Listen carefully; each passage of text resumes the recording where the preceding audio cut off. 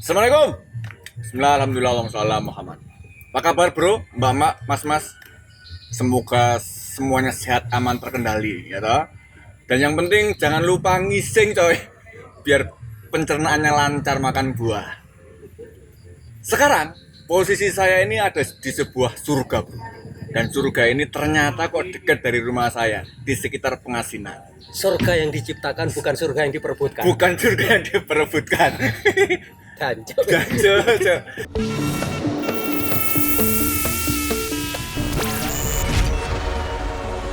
Ini luar biasa nih bro. Nah sekarang kebetulan saya sudah berhasil menculik salah satu oknum yang bertanggung jawab terhadap pohon-pohon besar luar biasa indah di apa ini Joglo Nusantara. Tepuk tangan untuk Pak Heri. Weh, semua yang di seluruh dunia tepuk tangan. Makasih Om. Siap. Luar biasa. Om, kok bisa-bisanya bikin hutan atau bikin tempat sekeren ini gimana cerita awalnya? Lah wong sani tiap dari kecil diceritani surga ki ngene iki kan. Ya tak entro lah. Seolah-olah. Kan sani kurang pinter bahasa Arab. Nanti kalau saya ditanyain malaikat nggak bisa jawab. Iya. Ketoke timbang aku ora kebagian surga rebutan tangga WC ae lah. Gawe dewe surga luar biasa.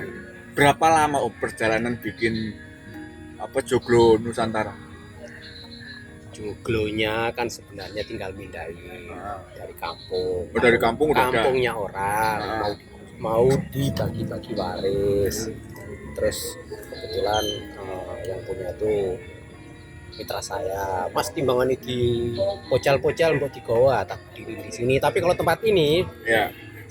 saya mulai bangun dari tahun 2005 2006, Ya. tapi beli lahan ini kurang lebih tahun 2004. 2004. Sebenarnya konsepnya ngimpinya itu menjaga eksistensi situ dengan sapu hijaunya yang namanya sempadan situ. Sempadan situ. Nah, sebagai sapu hijau, green belt, gitu bro.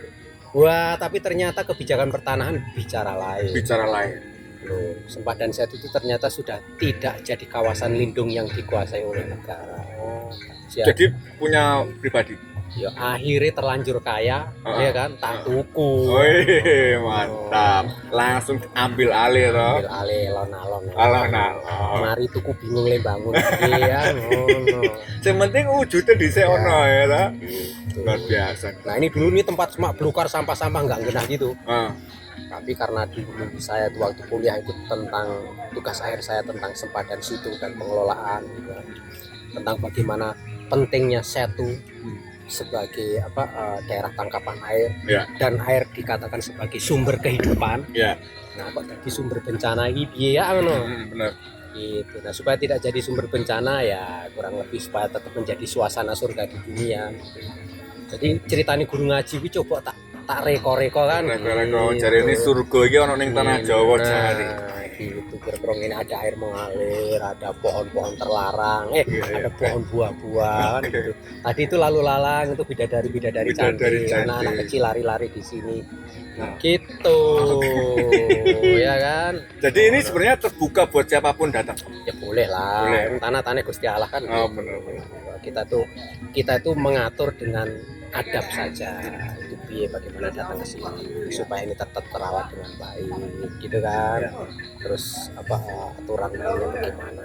Tapi sebenarnya ya kita pertama kita dedikasikan sebagai cara pembelajaran dan kemanfaatan terhadap ekologi.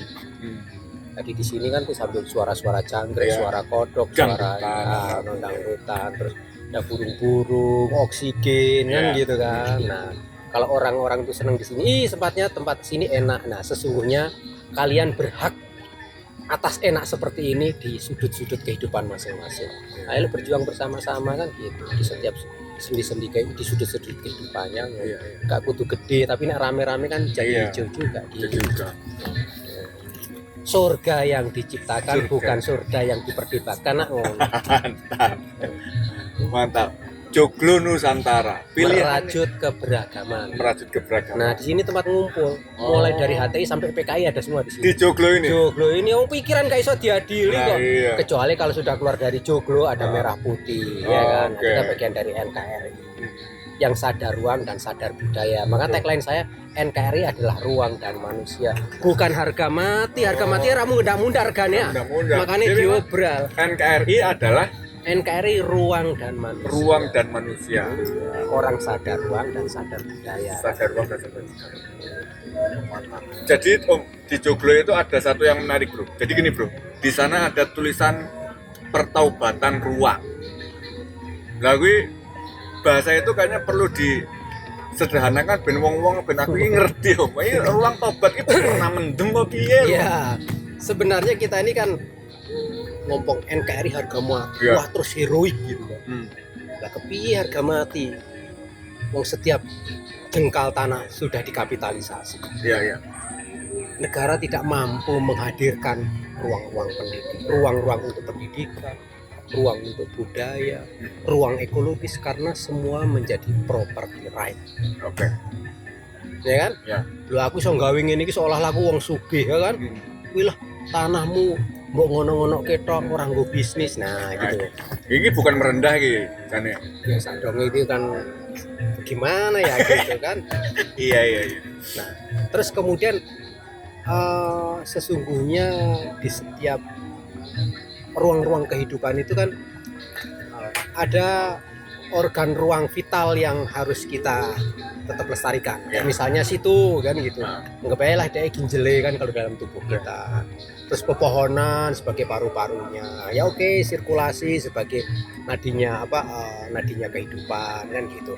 Nah, ini yang kadang-kadang semua gebyah-uyah setiap jengkal tanah itu diapresiasi dengan rupiah. Oke. Jadi menjadi ruang-ruang ekonomi. Nah, terus ruang ekologi mana? Ruang pendidikan mana? Ruang budaya mana? Ya kan, secara legal gitu kan, legalitasnya jelas, peruntukannya jelas gitu. Walaupun gitu kan akhirnya diserempet-serempetkan, tapi ya serempet-serempetkan Iya. kan itu tidak bisa menjadi pancer atau pancernya Iya. apa pancer gitu. Ini Titik sentral. sentral Iya. gitu ya, memang fokusnya itu fokus untuk ini pendidikan, ini fokusnya ya kawasan konservasi, kawasan lindung gitu, bahwa ada kehidupan ekonomi itu bonceng Oke. gitu, bukan yang utama. Nah itu semua tuh utama kan ekonomi kan gitu. Iya iya. Nah setiap ruang dikapitalisasi, dirupiahkan. Nah ini yang kemudian kita prihatin ketika negara ingin menata, menghadirkan ruang terbuka hijau, dia harus repot-repot bebasin. Iya. Si pemilik mungkin nggak setuju, harganya harus diapresiasi, harus ribet banget dengan undang-undang. Sementara kemudian kebutuhan kita mencerdaskan generasi kita, ya kan, demi kecerdasan fisik gitu Ya. kan, misalnya tempat anak lari-lari gitu. Iya. Kita nggak serius kok terhadap generasi bangsa kita ini. Oke. Tapi anak-anakmu gitu kan, yang umur 5 golden tahun. moment 5 tahun gue cuman punya 2 rumus, lari sama nyungsep. Heeh. Bener nggak? Iya. Ruang untuk berlari-lari menjamin kecerdasan fisik kan nggak ada. Anak TK paling itu sebenarnya itulah momen yang paling penting buat generasi bangsa kita itu, namanya golden moment itu. Ya. Harus difasilitasi, negara nggak memfasilitasi. Paling anak-anak TK paut kayak sisa-sisa ruang, Iya. bekas garasi, sisa garasi. Gak serius bro. Jadi proses mereka untuk ngenalin alam dan sekitarnya itu terbatas banget berarti sekarang. Satu itu, yang kedua juga secara fisik dia akan menjadi lemah, Iya. ya kan? Keluasan cara pandang juga menjadi lemah di hadapan pada sudut-sudut tumpul, sudut-sudut masif kan gitu. Iya. Jadi perspektif pandangnya generasi kita tuh nanti menjadi sempit, gitu kan, terkotak-kotak. Ya karena klasterisasi itu. Nah terus kemudian kehadiran ruang-ruang akulturasi, ruang guyub itu menjadi mahal dan Iya. bahkan tidak mampu dihadirkan. Betul. Ngono bro, ini ceritanya gugat ngono lah. Oke, mantap. Semar gugat, Semua juga. apa Petro gugat ngono lah. Iya iya iya. Itu Tapi Om, Cok. kalau ruang-ruangan ini ya sebenarnya kan bisa diduplikasi oleh orang lain gitu. Karepnya begitu, Karepnya makanya kampanye pertobatan ruang. Nek gak iso dhewe kita bikin gerakan wakaf ruang terbuka hijau. Wakaf ya kan, kowe nyumbang 2 meter, semeter nek dikumpulin sudah 1 hektar. Iya iya. Kalau itu menjadi kesadaran kolektif, ya kan? Gitu. Bahwa setiap jengkal tanah kita adalah masjid, tempat kita bersujud, dan setiap air mengalir adalah air wudhu. Wis ngono kuwi tidak selalu harus simbol-simbol rumah ibadah kan gitu. Iya iya. Ngono. Rodok out of the box sithik ngono lah. Nah.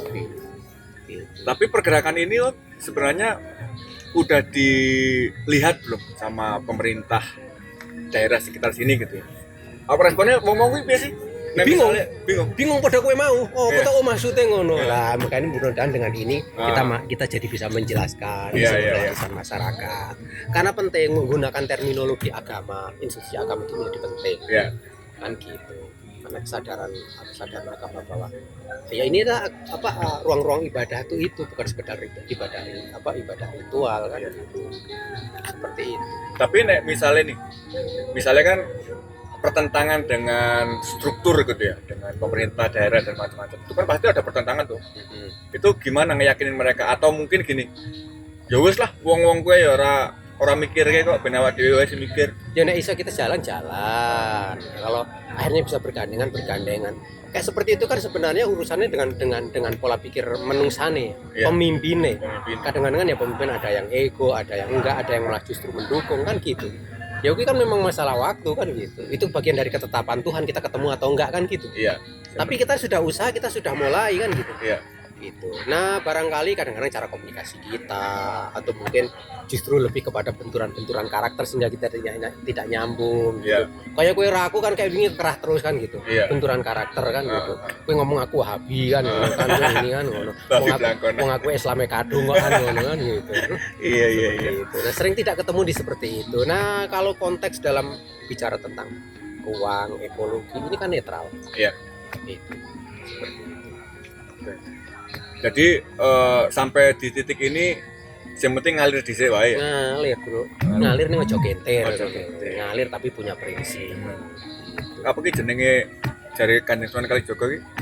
Angeli nanging ojo keli. Ya, Ngeli nih antara ojo keli. Sunan Joko Kali. Sunan Joko Kali. Syariat ditegakkan, budaya dilestarikan. Budaya dilestarikan. Oh, Mantep banget. Joko Kali, Jog- Joko Kali, Sunan Joko Kali. Dua hal dijaga. Budaya tetap dijaga bro, walaupun syariat dimasukkan. Jangan-jangan orang sebelum Islam juga udah Islami orang-orang Jawa kan gitu. Neng gurung syariat. Kurang syariat. Seandainya Om Heri itu pohon, bayangin pohon. Yang paling dirasain si pohon itu apa? Di zaman sekarang Gak dapet ruang untuk berdiri. nggak dapat ruang berdiri. Iya. Nggak ada tempat mencelok.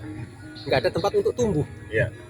Itu karena kapitalisasi itu paling. Iya, karena kapitalisasi ruang dan kebanyakan pohon juga dimusuhin. Maksudnya? Lah misalnya saya punya pohon, ya kan di tanah saya ada daunnya terbang ke tetangga. Tetangganya komplain, Mas, mbok gitu ditebang. Aku nggak nanam pohon tapi nyapuin mulu. Dia lupa bahwa dia dapat oksigen dari situ, bahwa dia dapat kesejukan dari situ. Gitu banyak loh. Sampai ada kemarin teman yang datang, Om, saya mau nyari dukun apa untuk dukunin orang yang musuhin pohon kan guyonane kan ngono. Ini orang tetangga saya musuhin banget sama pohon. Ada nggak sih dukun yang bisa nyembuhin dia kan? Iya. Gitu. Bener. Memang sekarang ya salah satu derita orang-orang kota tentang ruang hijau. Ya. Tapi apakah itu nggak ada maksudku nih, selain cara-cara yang seperti ini kan cara-cara yang menurut bayangan saya loh ya, ini ya susah ditempuh oleh sebagian orang yang nggak punya semangat kayak Om Heri. Itu apa yang bisa dilakukan oleh kita biar bisa. Nah sebenarnya kan secara undang-undang penataan ruang, kota itu kan 30% harusnya hijau. 30% harus hijau. 30% hijau. Jadi 10% kontribusi dari privat, ruang terbuka hijau privat, halaman rumah sampean yang nyumbang itu dikumpulkan jadi 10% dari terhadap milik kota, luas kota. Terus 20% itu harus dipenuhi oleh pemerintah. Oke. Gitu. Nah, bisa jadi itu tanahnya milik pemerintah pusat, Ya. pemerintah provinsi, atau memang milik pemerintah daerah gitu. Ruang terbuka hijau seperti itu. Nah sebenarnya dari awal bisa ditata daerah-daerah cekungan, daerah apa gitu kan. Terus kemudian ketika tingkat populasi manusia seberapa jumlahnya, tingkat tutupan berapa, jadi di situ harus ada ruang terbuka. Bisa seperti itu gitu. Jangan hanya ngandelin fasos-fasum dari perumahan. Pemerintah harus berupa membebaskan itu tentunya bersama dengan ATR BPN. Iya. supaya hak ekologis. Wih, ini hak baru nih. Sandang, pangan, papan, terus apa? Biskuilah tambah siji hak ekologis. Hak ekologis. Pelayanan terhadap apa kualitas lingkungan yang baik ya, salah satu instrumen lingkungan itu adalah ruang terbuka hijau itu. Nek rungono ya ditambahi lah Iya. gitu, apa diusulkan dengan perserikatan bangsa-bangsa wopi kan ngono. Jadi itu menjadi kewajiban. Tapi Dan- kok pernah diusul tuh secara pribadi ngobrol audiensi sama pemerintah daerah untuk Sudah pemerintah daerah, pemerintah pusat, jadi kita wacanakan kemana-mana ya, termasuk kayak Kambang ini kan nanti menyampaikan Iya. wes gak apa-apa ngomong ae wes. Itu kadang-kadang lu mudeng orang saiki. Iya. Oh kayak 10 tahun ya bener ya omongan Harry kayak ngono kan. Kan gitu. Ya kayak Gus Dur lah, wis ngendika wae kan gitu. Baru disadari tentang ini kan gitu, walaupun bukan saya harus menyamakan artinya kan gitu. Iya. Jadi semangatnya kita ambil, wis nek pengen perjuangan kita perjuangkan aja gitu. Soal goal apa dan tidak itu kan tidak hari ini juga gitu. Uang orang kemudian dulu waktu saya mau ngebangun satu ini juga semua orang mengatakan mau ngapain lo, gila lo kan gitu. Iya. Nah, sekarang orang semua menikmati. Oh dulu awal-awal proses pembangunan itu. Iya iyalah orang ini tadi yang tadi salah satu temen yang tadi berdua datang itu juga bilang lu dulu, gue bilang lu mau ngapain beli tanah begini kayak gini gitu. Gue bukan pengusaha ruko gitu kan. Kalau gue pengusaha ruko gue tanah di pinggir jalan kan gitu. Iya. Nah perspektifnya kan perspektif bisnis yang kayak seperti itu. Iya. Meskipun sekarang mereka menikmati juga. Ya mengapresiasi lah Apresiasi. paling tidak gitu. Oh iya ya. Jadi malah seneng ya bawa temennya, Iya. bawa ibunya kan gitu. Nah kemudian sampai harapannya orang yang kemudian datang ke sini ketika mengatakan ini enak, ini tempat, ini bener loh gitu. Nah kebenarannya harus kita perjuangkan. Iya. Itu diduplikasi di beberapa titik kan gitu. Nah ini membangun kesadaran kolektif. Ngono bro. Mantap. Sekarang mengenai nama Om. Di antara sekian banyak kok yang dipilih joglo. Jadi apa gitu maksudnya? Kan joglo kan rumah, atau ini kan ruang gitu. Kok orang misalnya emperan atau lurung, lurung Nusantara. Wes kadung juga. Oh weh kadang joglo. Nek sebelah kono kowe ngomong neh Langgar Aksara Nusantara. Langgar Aksara Nusantara. Sing ngarep iki Blandongan. Blandongan. Nah, mergo kuwi sing paling dhisik Oh, bangunan datang ke sini gitu kan. Terus lebih ikonik, orang ngomong joglo itu lebih ya. cepet. Berarti nanti di sini akan banyak sekali apa ki simbol-simbol alam, simbol-simbol budaya yang mau Iya. digarap loh. Itu Langgar Aksara Nusantara, bentuk atapnya udah kayak Jawa Barat, julang ngapak Oh, kayak begini. Gitu. Menyakis Ya, apa? jadi apa pohon burung julang yang sedang mengepak gitu di Jawa Barat. Nah ini Blandongan. Walaupun secara struktur utamanya itu sebenarnya rumah limasan Jawa, tapi kemudian kemudian kita jadikan Blandongan ruang kumpulnya orang Betawi kan gitu. Kalau ini kan pendopo ruang kumpul yang orang Jawa. Blandongan itu sendiri. Itu yang warung. Oh, warung ini. Oh, siap. Nanti kita review warungnya Blandongan. Blandongan. Terus nanti juga di sini ada kandang kebo, coy. Terus ada rumah baca, nanti akan kita eksplor sambil pelan-pelan kita ngopi-ngopi di Setu Pengasinan. Terakhir Om, kira-kira kalau hal penting apa yang Om Heri mau sampaikan ke teman-teman para netizen di luar sana? Apa? Ruang-ruang maya sesuatu yang tidak bisa kita Tidak. tapi ruang-ruang offline seperti ini menjadi penting Ya. gitu. Karena ketika kita berkumpul itu semua indera kita terlibat. Ya. Gitu. Ketika saya berbicara suka atau tidak suka gitu. Kelihatannya saya sebenarnya pilihan kosakatanya kasar, tapi mimik saya tidak sedang mengata-ngatain. Kalau di dunia ini kan tidak bisa. Iya. Kan gitu. Jadi sering terjadi distorsi informasi. Nah, kemudian supaya itu tidak terjadi gitu kan. Jadi ruang-ruang guyub seperti ini menjadi penting. Ruang-ruang offline ya. Nah, itu menjadi penting. Itu yang harus kita perjuangkan dan tidak bisa kita hindari. Terlebih lagi gitu kan. Juga ruang-ruang kumpul seperti ini ada fungsi ekologis. Ya. Itu hijau, ada burung, ada ini gitu kan. Kemudian kita juga belajar lagi tentang apa sih istilahnya, keberagaman. Ini lo pohon ini beragam, nggak saling berantem tapi saling menguatkan. Itu dia. Gitu. Jadi tempat sini nih tempat pohon ini ada buahnya. Buahnya dimakan burung, dimakan orang, dimakan bajing. Atau ternyata di sana ada tempat tidurnya para burung-burung itu. Gitu. Siap. Siap, Nanti kita lanjutkan Om. lanjut. Ada telepon, Ada bisnis telepon. dulu. Bisnis Silahkan. dulu. Siap. Ya bos. Oke bro. Itu tadi ngobrol-ngobrol awal saya dengan Om Heri. Dia adalah penemu dan Ya. orang yang paling repot untuk membuat sebuah bangunan, sebuah Ya. hutan yang luar biasa di Eh, samping Setu Pengasinan di Joglo Nusantara. Kita akan balik lagi ngobrol-ngobrol di episode berikutnya. Terima kasih. Paseduluran selawase. Wassalamualaikum. Matur suwun Om Heri. Siap.